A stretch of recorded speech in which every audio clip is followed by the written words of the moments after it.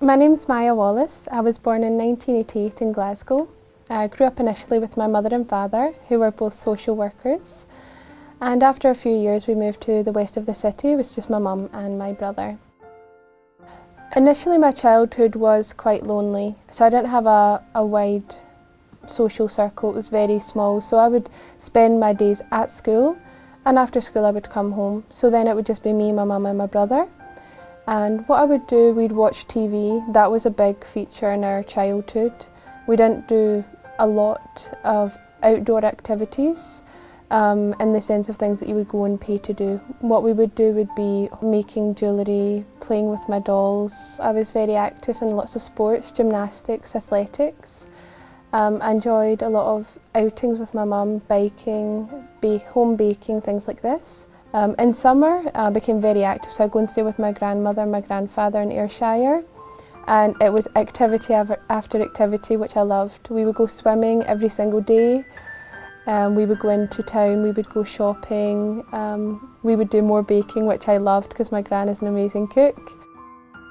I didn't have any religious views as a child. We didn't grow up with a religion, so there was no Bible in the house, no Quran, there was nothing like that.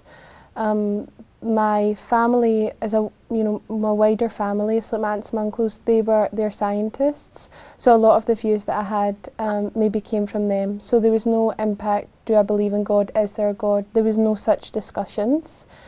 I found out when I was much older, speaking to my mum about religion, that apparently I used to go to Sunday school, but I have no recollection of that whatsoever. So in high school I took religious education, much to the dismay of my teachers. I decided to switch subjects because I wanted to learn a little bit more about religion.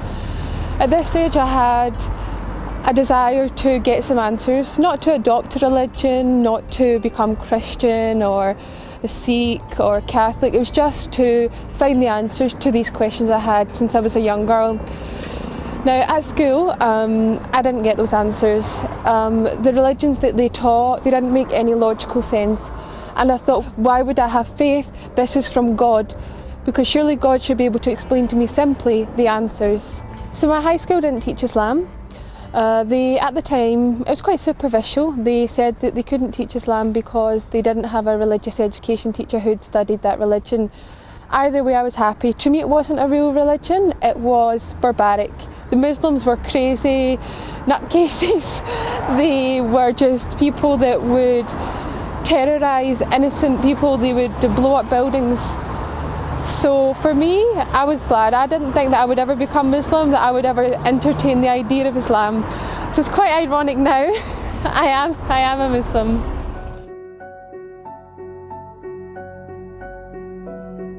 I had no interaction with people of other ethnicities, of other religions. There was perhaps 2 or 3 students in my school, but they were very westernised. They had adopted our culture, so I had no real ability to see what really is Islam, what is a Muslim.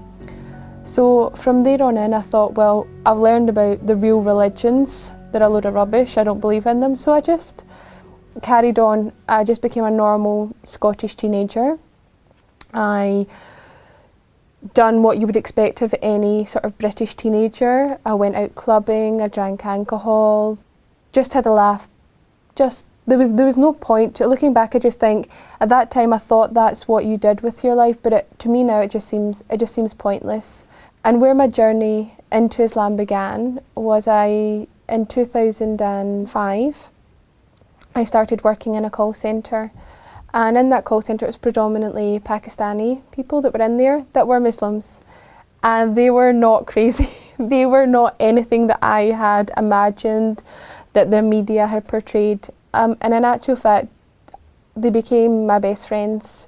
And this is the first time I felt I had real, true friendship, where these people really cared for me, I really cared for them. And there was a group of us. So there was Saima, there was Shakila, there was Talib, Nabil and Atif. And it was us lot together, and I would just, initially it was just, I was interacting with them and we would just do normal things, go to the cinema, we would go out for meals. But one thing that stood out to me was the fact that what they'd done was very respectful. They had a lot of respect for themselves. They wanted to have a good image. There was a lot of things they wouldn't do. So they wouldn't come out clubbing with me. You know, once I had a birthday, I invited them and they declined, and I couldn't understand why. So slowly, it was just their behaviours, their mannerisms that introduced me to Islam.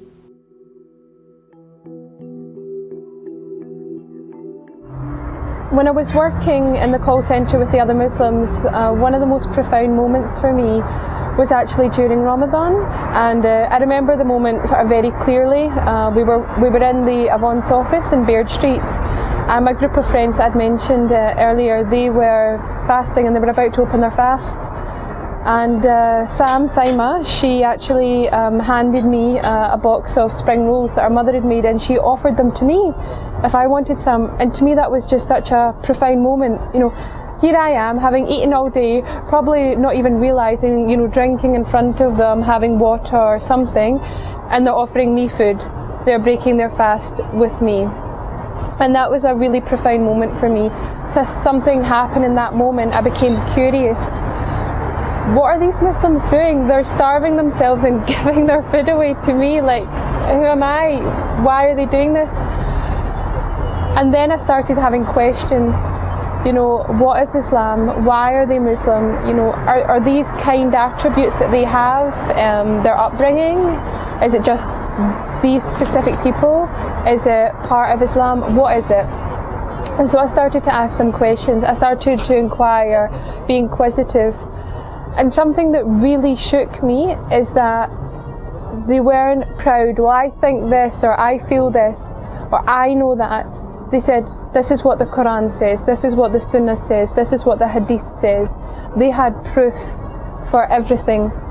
And never at any point did they say to me, just believe, just have faith, we know this is the truth. They didn't tell me that, they gave me the answers, and when they didn't know the answers, they would go and find out, and they would be humble enough to admit, I don't know, I can't answer that, I can't tell you. So here I was, standing Islam in the face, and it was the truth. I couldn't deny it was the truth. But I wasn't ready to accept being a Muslim. I never wanted to adopt a religion. I just wanted to know the answers, and I thought that would be enough. But in learning about Islam, I realised that believing is not enough. Islam is a way of life. They've got their own economical, political, social, legal system. If I was to become a Muslim, if I was to adopt that identity, everything I'd ever known would have to change. But I didn't know if I could commit to being Muslim. I didn't know if I could commit to what Islam required from me. So I had what I would call a trial period. And I was going to try and see if I could do what Islam required of me. So initially it was simple things for me, like stopping eating haram meat. Being a vegetarian previously, that wasn't so hard for me. Then it was stopping drinking alcohol. Then it was stopping going out to nightclubs, which was a large part of my social life. I started to dress more modestly, so I went half of my wardrobe. And slowly, I realised that I was able to overcome these hurdles. But still I was apprehensive. You know, it was a lifetime commitment. If I became Muslim, that was it. And I wanted to be sure that I could give that commitment to Allah. And it just took a long time to get that courage, to take that leap, to know that I was doing the right thing, and that Allah would see right by me, and that my fears would melt away. And my fear mainly was telling my family, how will my mum cope, my brother, you know, my aunt and my uncle, they're not religious, my grandfather. And I think that when you're making such a huge life change, that you will start to imagine them reacting in ways that aren't even within their character, because you're just so scared, because it's such a big change and it's something completely different. So every Sunday, my mum would collect me from work and drive me home. And every Sunday I would try and muster up the courage, and before I knew it, we were home. And I didn't say anything. And this would happen week after week after week. I felt like it was never going to end. Sunday was my day of torment. But then Ramadan was coming. And I knew that I wanted to embrace my Islam during Ramadan. I wanted to fast for that month. I wanted to be in that environment. So, a few weeks before, I just mustered up the courage and told her. And alhamdulillah, she accepted it. She just questioned why, but we didn't have a long discussion. We're not a family for having in-depth conversations, but I told her, and the relief, it just washed over me. It made me feel silly. I've been worrying all this time, and it went really well. I went with my friends, some of my very good friends, Sam as well, Sam, and we went to Glasgow Central Mosque. And I took my Shahada through tears of joy. We were all crying, it was so emotional. And it was it was an experience that I wasn't expecting. We went, and at first we were told to go to the study room, and I would take my Shahada there with the Imam. I wanted to do it properly. I didn't want to do it just with 2 witnesses, which is all the requirement. And I wanted to do it in the mosque, let everyone know, get a certificate, I'm Muslim. I found the answers. So we went, and the Imam sat me down. He started asking me strange questions. Why do you want to become Muslim? Is someone forcing you? Do you want to do it? And I'm like, yeah, that's why I've came. Please just let me take my Shahada. So he just obviously wanted to make sure I knew what Islam is, I knew what being Muslim meant. And then that day, after I prayed, it was the Jummah, Friday prayer. So we went and we prayed, and I remember feeling so nervous because of all the things I had learned. I didn't know how to pray Jummah. So I was standing there and my nerves, and I started to forget the prayers and the recitation that I'd learned. So I'm copying my friend, and I'm like, am I allowed to be looking at her at the corner of my eye? And we prayed. And that day was very emotional. The Imam gave a speech, and he was saying how there was a birth. That was me, which I found out later because I'm a revert to Islam. I'm a newborn in the eyes of Allah. There was also a marriage and a death in that whole time that I was there. So in 2009, I finally reverted to Islam. I did change my name for 2 reasons. One, I wasn't too fond of my original name, but also I wanted something with a bit more meaning. So I chose the name Maya, as originally called Robin.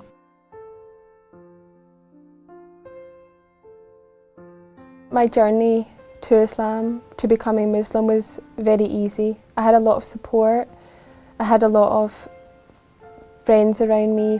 Even my own family were, well, my mother, my brother, they were very supportive of me. I remember when I went to take my Shahada, my mum was calling me just to make sure, good luck, hope everything goes okay. But where my struggles really began was when I started to go to an Islamic class and I met other sisters. And this is where I learned about the proper attire, that we should be covered.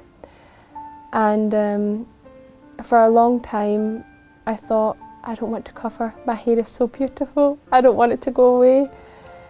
But slowly I started to educate myself. I started to learn a lot more about what hijab is, what is the purpose of it. One of my friends gave me just a silly little analogy.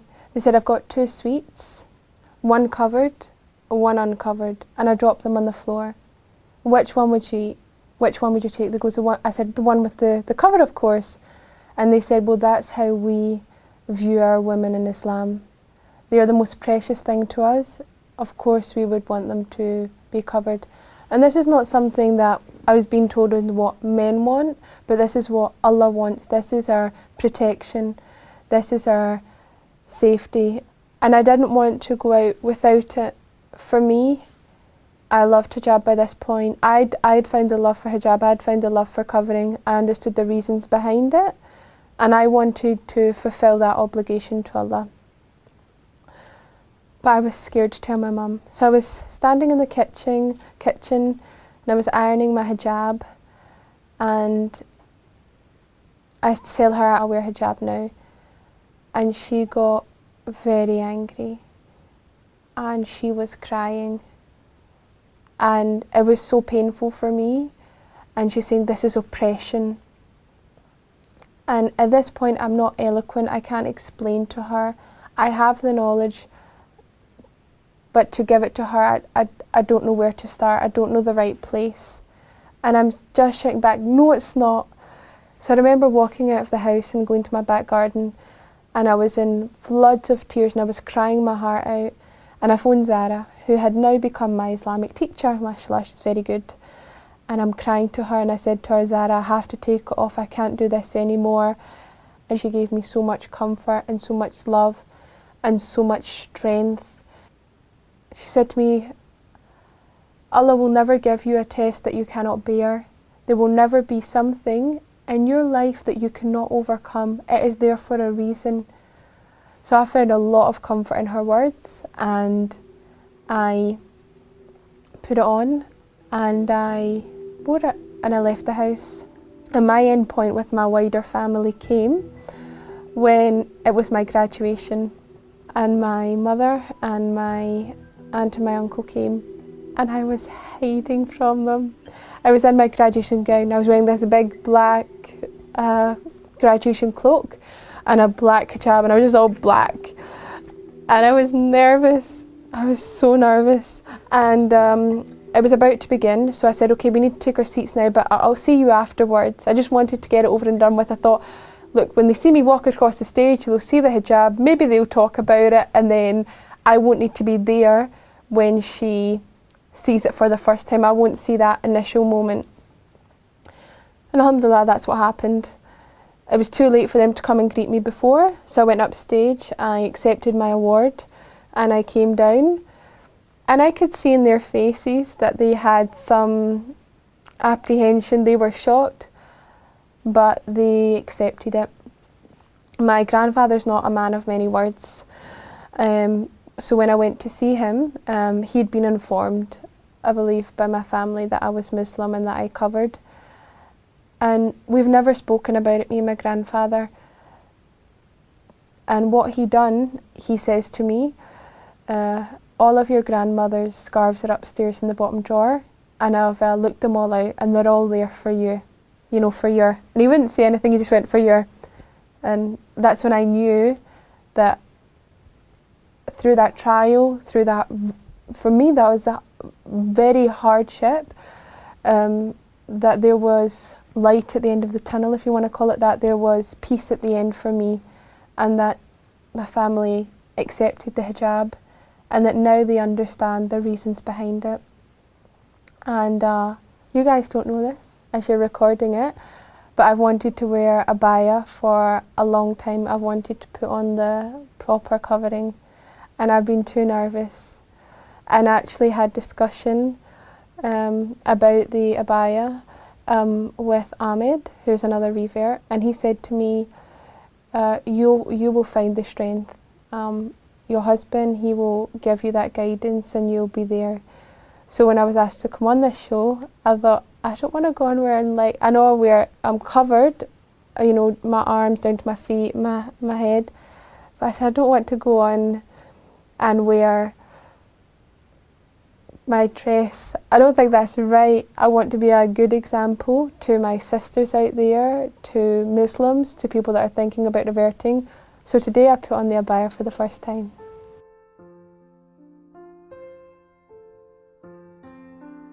Before I became Muslim, I was a little bit apprehensive about reading the Quran. I knew it was real in Arabic, so I was a bit worried that, you know, little things, can I get it in English, which I could. The first one I got, it was just a literal translation. There was no context, there was no understanding, and for me, even though it was written in English, it was like Shakespeare, Alien, like, well, I don't know what this book is saying. But thankfully, some family friends, they gave me a Quran, and it was a Quran meant for children. I gave the background story, so what happened when it was revealed to the Prophet, peace be upon him. And that's what started my love even more for this Quran. So now whenever anyone asks me about Quran, I say to them, don't be scared about reading it. You know, I'll give them a copy of it that I think would be a good one to read, because although every single Quran has the same words in it, some are very good at explaining it. And for me, my favourite part of the Quran is in Surah Al-Baqarah. It's in this verse that Allah sets a challenge for the whole of mankind, that if you don't believe that this book is the word of God, then just produce one verse like it. The same style, the same transparency.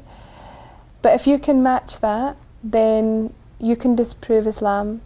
And that had such strong meaning for me, because I thought of all these people that say the Quran's not real, Allah doesn't exist, Muhammad made everything up.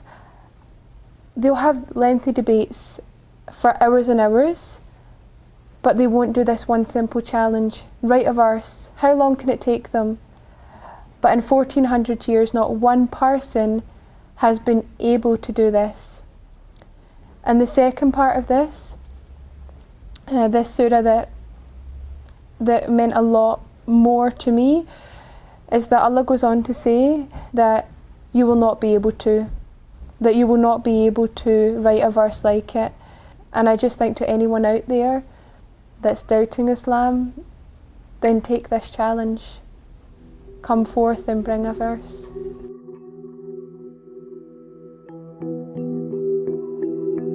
Islam means everything to me. Islam is my whole life.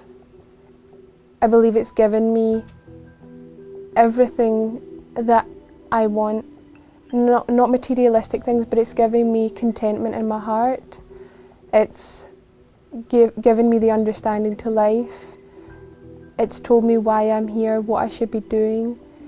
It's given me comfort knowing that Allah is out there, that there is a God, that I can worship Him and obey Him. And from how I would describe it in humanly terms, in His eyes, I'm doing the right thing.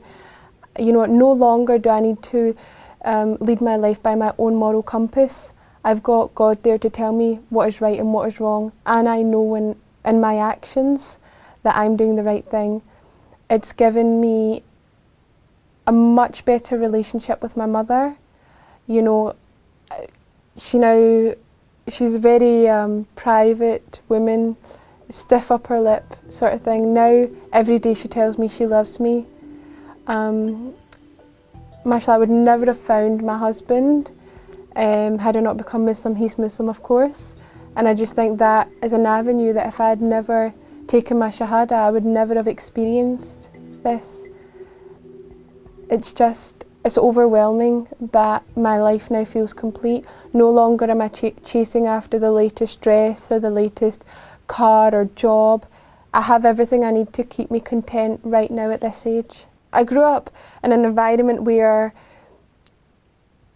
what I was told was that you're meant to go out, you're meant to travel the world, you're meant to experience many different things, date different people, to try and attain something, and when you've attained it, get more. Earn money, and when you've got money, earn more money. When you drink, learn to drink and then drink a bit more. Gluttonous, it was just, you know, and to me it had no real value. It was like, I'm going to live, inshallah, 60, 70, 80 years, and I'll have achieved nothing. Now I understand my place in this world and what I'm here for, and that's to obey Allah and complete my duties as a Muslim, spread Islam, and be an example to the community and my sisters around me.